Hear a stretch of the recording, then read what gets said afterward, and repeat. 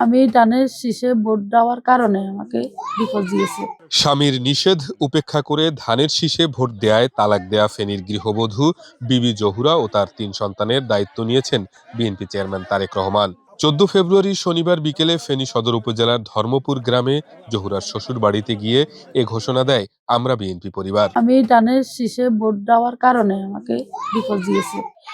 আমার স্বামী আমাকে কখনো সুখ দেয় না। আমার স্বামী আমাকে অত্যাচার করতে করতে করতে করতে আজকে ১৩ বছর করতেছে।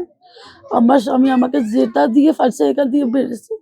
আমি অনেক মার খেয়েছি। ছেলে মেয়ের দিকে তাকিয়ে আমি এই দুঃখের ভাত খাইলেছি। ভোট দিয়ে আসে আর হিতিরে গালাগালি করে, হিতিরে ছাড় দিছে। ১ তালাক ২ তালাক ৮ লাখ ১৫ বার কইছে। আজকে তারেক রহমানের সহযোগিতা হাসি আমরা এটা খুশি, আমরা মা বোন সবাই আমরা খুশি। ২৬ সালে এ প্রথম তার ভোটার, সে ভোট দিয়েছে। ভোট দেওয়ার অপরাধে তাকে তালাক দেওয়া হয়েছে। বিএনপির পক্ষ থেকে তারেক রহমান সাহেব এদের জন্য সাহায্য সহযোগিতা পাঠাইছে, আমরা শুনেছি, দেখেছি। এক্সট্রিম মশার কয়েল প্ল্যান্ট ফাইবার দিয়ে তৈরি, ডেঙ্গু চিকুনগুনিয়া বাহি সহ যে কোনো মশার বিরুদ্ধে দেয় এক্সট্রিম সুরক্ষা। এ সময় সংসার পরিচালনা, সন্তানদের ভরণ পোষণ ও পড়ালেখার দায়িত্ব নেয় বিএনপি। এছাড়া জহুরার সংসার পুনঃস্থাপনে এলাকাবাসীর সহযোগিতা চেয়েছেন বিএনপি নেতারা।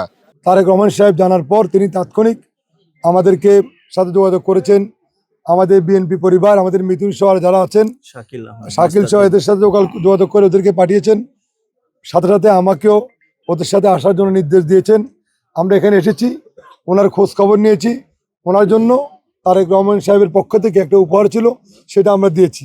এবং তিনি ঘোষণা দিয়েছেন ওনার ৩টা বাচ্চা আছেন, এই বাচ্চাগুলোকে লেখাপড়ার জন্য প্রতি মাসে ভরণ পোষণের জন্য বিএনপির পক্ষ থেকে, তারেক রহমান সাহেবের পক্ষ থেকে তাদেরকে সহযোগিতা করা হবে।